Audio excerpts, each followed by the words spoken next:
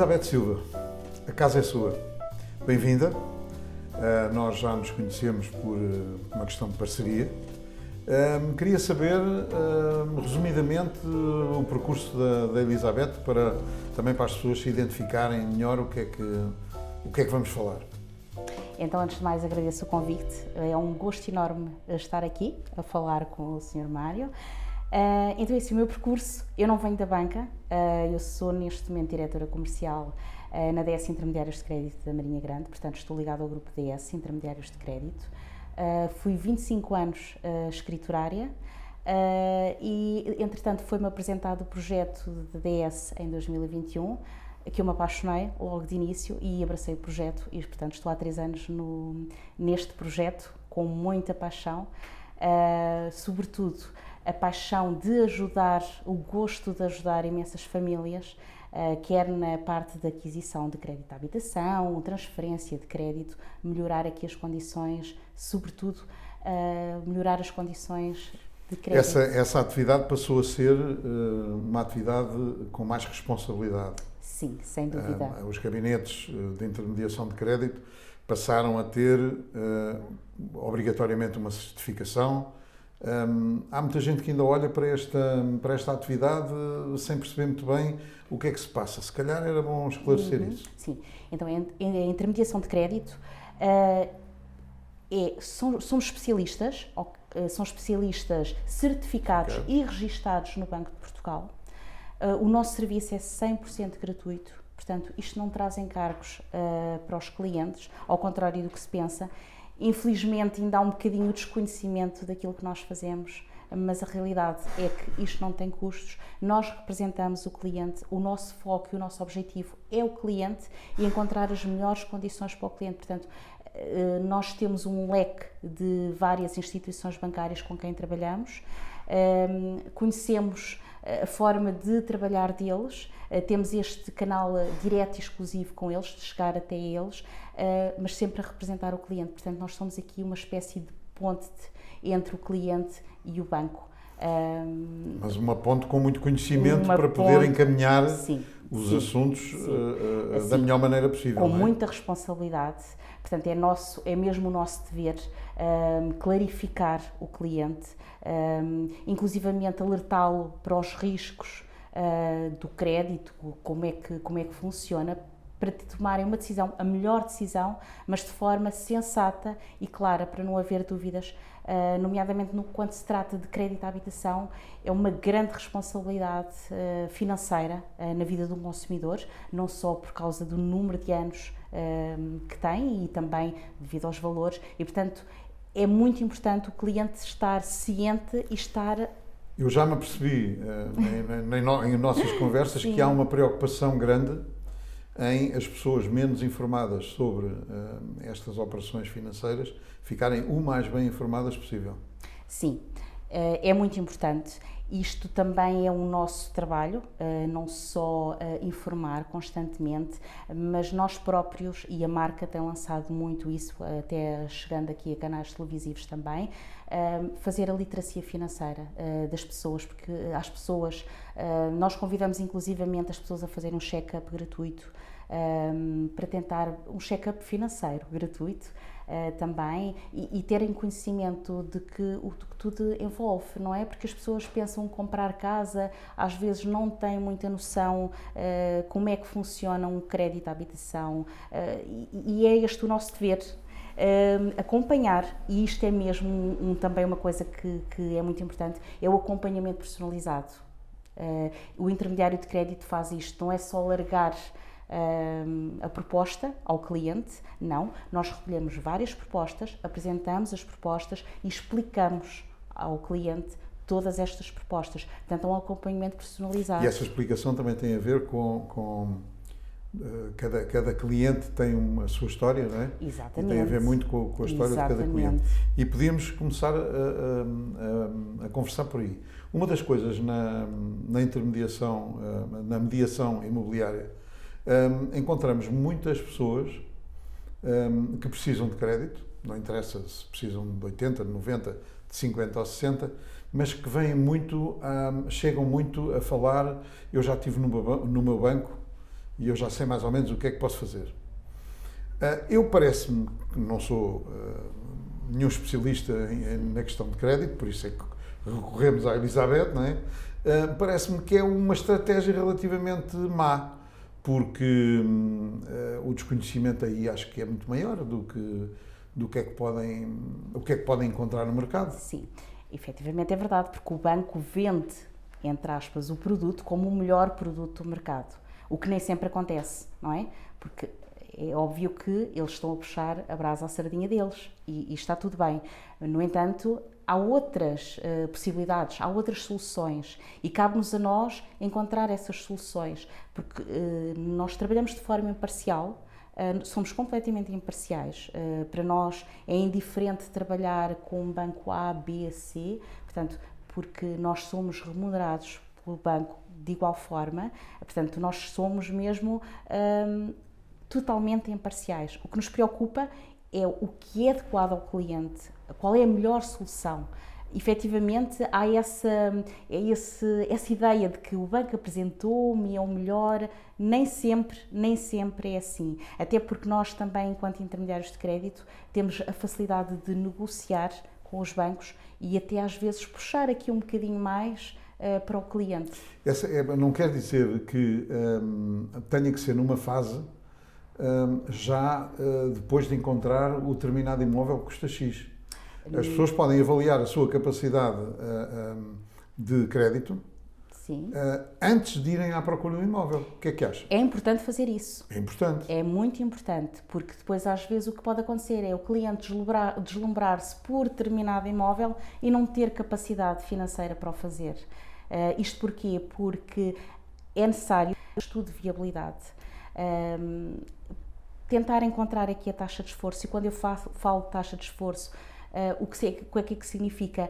É fazer aqui a análise entre rendimentos e despesas, encontrar aqui uma taxa de esforço e ver até onde é que o cliente pode ir para comprar o seu imóvel, porque depois não corre o risco de estar à procura de um imóvel de 200 mil e efetivamente só tem a capacidade para 150 mil, ou vice-versa, achar que está aqui limitado e até ter capacidade para ir mais além. Portanto, é muito importante esse estudo de viabilidade até antes de encontrar o imóvel.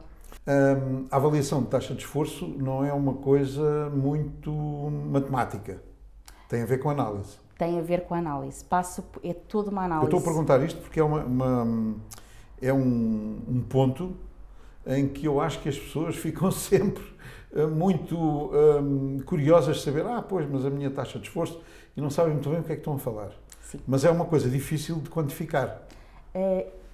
Não é assim muito difícil quantificar. Vamos falar assim, a nível de uma aprovação de um crédito, seja ele qual for, há sempre a base do cálculo da taxa de esforço, mas não é tudo. A taxa de esforço efetivamente é importante, mas depois há toda uma análise do comportamento financeiro do cliente também.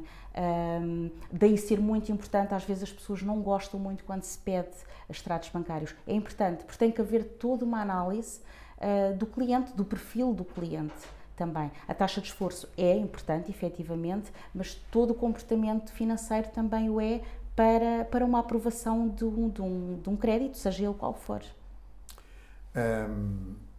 Isso também me leva aqui a outra situação, porque é capaz desse tipo de análise entroncar um bocadinho nisto, que é, nós aqui claramente notamos que há uma diferença entre, e a mim até me surpreende de alguma maneira, porque a análise de uma pessoa que tenha um emprego, que apresenta os 3 últimos recibos, como pedem, e tem um contrato fixo, não é? Tem uma análise um bocadinho mais favorável, um bocadinho mais leve, vamos dizer assim, do que um trabalhador independente que, se calhar, até ao fim do ano, consegue ter uns rendimentos bastante superiores ao outro. Isso faz parte da análise da taxa de esforço? Também faz, muito embora haja sempre um mito de que é trabalhador individual, um empresário individual não vai ter crédito. Não. O que se passa é que há uma análise diferente entre um trabalhador por conta de outrem e também um empresário individual. Porquê? Porque os bancos neste momento ainda estão, grande parte, só consideram 60% dos rendimentos, mas depois também de um trabalhador independente. Mas isso também não é tudo, porque lá está, também há esta análise cuidada de todo o comportamento financeiro. Se for uma pessoa que tem rendimentos regulares, que tenha um historial perfeito a nível de mapa de responsabilidades, que não tem incumprimentos, que é cumpridor nas suas prestações, inclusivamente até no pagamento de impostos, ou seja, tudo isso é analisado. O que pode acontecer é que, não havendo um rendimento fixo, que acontece quando se trabalha por conta de outrem, é haver um fiador, necessário um fiador ou um segundo titular. No entanto, não é impeditivo para se ter um crédito por ser trabalhador independente. Há um outro tipo de análise, porque depois também acaba por entrar aqui nesta análise de rendimentos que consideram 60% apenas dos rendimentos. No entanto, é sempre possível também aprovar um crédito para quem... Isso a mim dá-me a ideia que é um bocadinho injusto. Isto são barreiras que inclusivamente os bancos ainda levantam. Porque já calhou falarmos disso, os bancos não vão, uma pessoa que esteja a pedir um crédito e que seja fixo num determinado trabalho, o banco não vai analisar a empresa que lhe está a pagar o ordenado, não é? Poderá ou não, sim, mas não é muito usual. Não é muito usual isso acontecer. Efetivamente é assim, se for uma pessoa com bons rendimentos, 60% acaba por ser aqui uma coisa que não é um bicho-papão, digamos assim.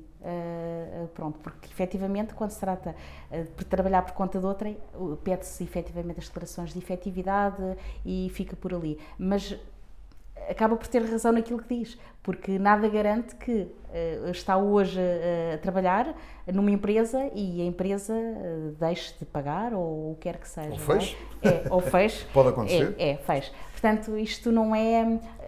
Isto até serve um bocadinho, este ponto da conversa, porque eu sinto aqui às vezes que quem é trabalhador liberal ou em nome individual, empresário em nome individual, Sim. por exemplo, também chega aí, diz assim, pois, mas eu, como empresário em nome individual ou como trabalhador independente, vou ter muita dificuldade no crédito. E isso não é exatamente assim. Não é exatamente verdade. Não. Lá está, é um mito. Porque consegue-se aprovar, e eu tive processo e tenho processos que se consegue aprovar. Há efetivamente uma análise diferente, ligeiramente diferente, mas sim, mas depois no resultado, sim, na apresentação do resultado, porque depois o que interessa às pessoas é o que é que paga por mês, não é? Sim. A nível de condições, a nível de condições acaba por ser igual, chegar ao mesmo ponto, vamos dizer assim. Exatamente. A maneira de analisar é que se calhar é diferente. Essa parte inicial é de análise, mas depois todo o resto é igual. E se for um cliente que tenha rendimentos realmente bons, se calhar até consegue condições extraordinárias também, tal como se estivesse a trabalhar por conta de outra. Porque às vezes temos aqui um bocadinho a sensação que do lado bancário há aqui um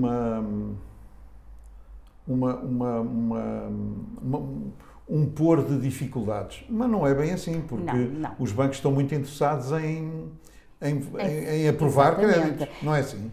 É verdade, e depois também entra aqui outra vez o nosso papel enquanto intermediários de crédito, não é? Nós conhecemos os procedimentos do banco, a nível de análise, e sabemos que se calhar até conseguimos aprovar mais facilmente num banco ou noutro e então direcionarmos o processo para aquele banco. Sabemos que à partida não vai levantar problemas e vai ter ótimas condições. Portanto, é mesmo o nosso papel, enquanto intermediários de crédito, de aconselhar sempre o cliente também e tentar agilizar o processo da melhor forma. Porque os bancos estão muito interessados nisso. Também estão sempre. Por estarmos na mesma zona de atuação, porque o gabinete DS tem a ver também com uma agência de mediação imobiliária,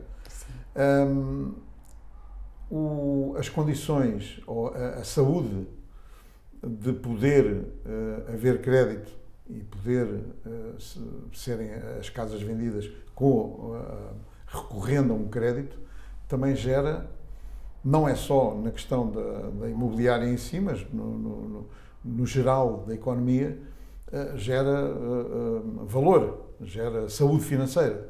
Sim, para os bancos e para a economia em geral. Andamos a falar há uma série de meses que vai haver mudanças, que, entretanto, pelo meio houve umas eleições e agora aparece, é tudo novidade, ninguém sabe grande coisa sobre isso, mas agora aparece um pacote de 30 medidas, salvo erro, sobre a habitação, em que há uma especificamente que eu acho que aí começa a questão que nos interessa, principalmente, porque daí depois a saúde financeira vem por aí fora, umas medidas concretas só para jovens, até aos 35 anos. Isto é muito importante, não é? É muito importante, sim. A Elizabeth já teve a oportunidade de dar uma vista de olhos nessas medidas. Sim. E o que é que acha delas? Antes disso, antes de haver estas medidas propostas pelo Governo, os próprios bancos já começaram a adotar medidas também para aliviar e para fazer correr, digamos assim, ou melhorar a saúde financeira. Isto prende-se muito agora no final do ano, com as subidas de taxas de juros que nós assistimos, que foram imensas. Os bancos também já começaram a lançar aqui medidas para ajudar e para auxiliar os clientes. Passa nomeadamente aqui pelas taxas mistas, fixas durante um período de tempo, para auxiliar o cliente também a suportar as suas responsabilidades com o crédito. Estas medidas que agora foram, ou que estão a ser faladas, que eu espero que seja muito breve... Só uma coisa, só para esclarecer. O que está a falar agora é o que levou, em alguns casos, e de quem provavelmente estará mais informado destes processos financeiros, a pedir ao seu banco, onde tinha já o crédito, ou até, mudando de banco, alterar essas condições que falou agora. Sim, sim. De maneira a ficarem mais favoráveis e a não ficar para os cruzados a ver, com a taxa de juros a subir, a mensalidade também de subir, como nós sabemos. Sim, portanto, já no vosso departamento fizeram muitas alterações de condições de crédito ou até mudança de banco, sim, sem dúvida. para alterar essas condições, para melhorar essas condições. Sim, nós tivemos muitos pedidos de ajudas de clientes, pedido de ajuda nesse sentido em que começou a ficar insustentável o pagamento das prestações e então começámos muito e nós trabalhamos muito com as transferências de crédito para outros bancos, lá está, que dão, ou para outros bancos, ou tentar até no próprio banco, renegociar as condições, não só spreads, porque ainda há imensas pessoas que têm spreads altíssimos, portanto também houve aqui, e o mercado imobiliário também está um bocadinho sensível também a esta descida de spreads, porque também o que é que isto significa? Que se há descidas de spreads e se há estas campanhas, digamos assim, dos bancos em que propõem taxas mistas, fixas durante um grande período de tempo, baixa também aqui a tal situação da taxa de esforço do cliente e, portanto, alarga aqui um bocadinho também o mercado imobiliário porque aumenta a capacidade de aquisição das pessoas também, claro, não é? Claro. Portanto, os bancos também começaram logo por aí a abrir também aqui oportunidades para aumentar também aqui o mercado imobiliário. Esta questão da habitação jovem é fantástica e nós esperamos que isto seja breve. Temos finalmente quem governa a chegar-se à frente, em alguns casos, não é? Até porque nós já tínhamos também aqui a isenção do IMT para imóveis de valor inferior a 101 mil euros, mais ou menos. Mas nós sabemos como é que está o mercado imobiliário, claro, e portanto não é fácil encontrar imóveis a esses preços. Claro. Portanto, esta questão de isentarem o imposto de selo e o IMT a jovens até aos 35 anos é fantástico, porque vai permitir também aqui aos jovens terem a oportunidade de adquirirem a sua própria casa, o que é fantástico, não é? Isto também vai alargar aqui muito o mercado imobiliário e a nível também de contratações de crédito à habitação. Pois, porque ouvimos falar a questão dos créditos à habitação, por exemplo, vai permitir para os jovens, e sabemos que isso é importante, porque senão tem que ter alguém que ajude, sim, ou não conseguem dar o primeiro passo, que é a questão dos financiamentos a 100%. Sim, também se fala muito nos financiamentos a 100%, o que é ótimo, mas depois também temos aqui o outro lado da moeda, não é? Também temos que estar conscientes que o valor do financiamento vai aumentar e, portanto, as prestações também são um bocadinho mais altas. Okay. Mas o facto de não terem este esforço inicial dos 10%, porque depois, repare, estamos a falar dos 10% e depois temos todas aquelas despesas, desde imposto de selo, IMT, despesas de escritura. Portanto, é logo aqui um esforço inicial enorme para os jovens. Claro. E, portanto, e eu creio que sim, estou muito confiante que isto seja aprovado, o facto de não terem um financiamento a 100% e não terem o pagamento de IMT e imposto de selo vai dar bastante oportunidade. Até porque continua a ser possível, penso eu, porque a lei nesse caso não altera, fazer amortizações que podem ter vantagem. Imagino que um jovem com 25 ou 28 anos, ou o que for, faz um crédito, daqui a 10 anos tem uma situação financeira diferente, pode fazer uma amortização, fica logo mais à vontade na sua mensalidade, não é? É sempre possível amortizar, se for um crédito contraído em taxa variável é 0,5% sobre o capital amortizado, se for uma taxa fixa é 2%, mas, portanto, podem sempre fazer amortizações sempre que pretendam. Não há qualquer impedimento de não o fazer. Da mesma forma que é sempre possível. Nem penalização. A penalização é os 0,5% e os 2%. Sim. Há sempre essa penalização, mas é uma coisa, acaba por ser uma coisa mínima, não é? Sim, sem dúvida nenhuma.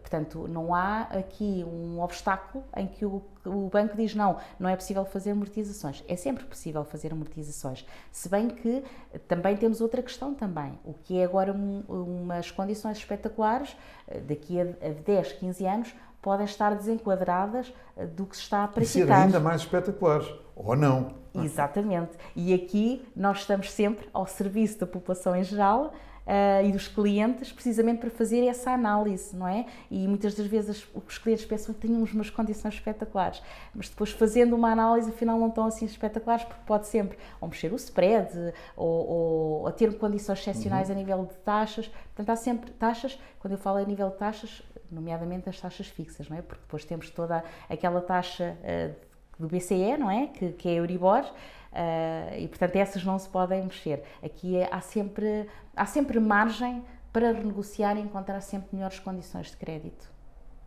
Elizabeth, continuávamos aqui a conversar durante mais uma série de tempo.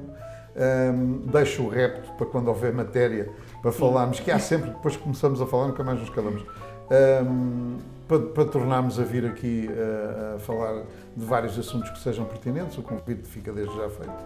E foi um prazer recebê-la cá. Muito obrigado, o gosto foi todo meu. Muito obrigada. Obrigado.